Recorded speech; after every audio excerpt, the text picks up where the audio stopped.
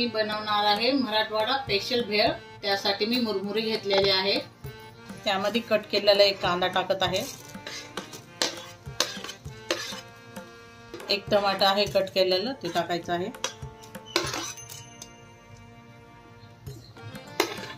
ककडी आहे ही थोडीशी कट केलेली ती टाकून घ्यायचं आहे।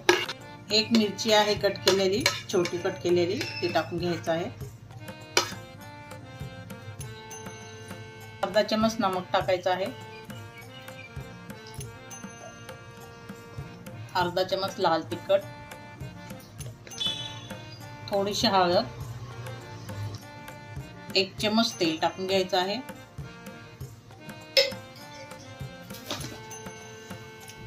अर्धा चम्मच ग्रीन चिली टाकायचा आहे। अर्धा चम्मच रेड चिली, यामध्ये थोडासा केचप टाकायचा आहे। अर्धा चम्मच मेयोनीज टाकायचा आहे।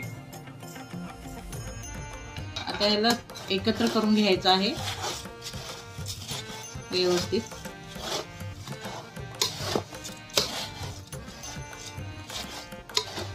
मिक्स पॉकेट आहे हे टाकून घ्यायचं आहे।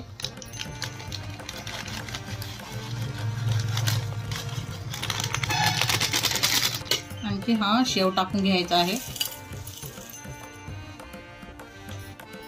व्यवस्थित आता याला मिक्स करून घ्यायचं आहे।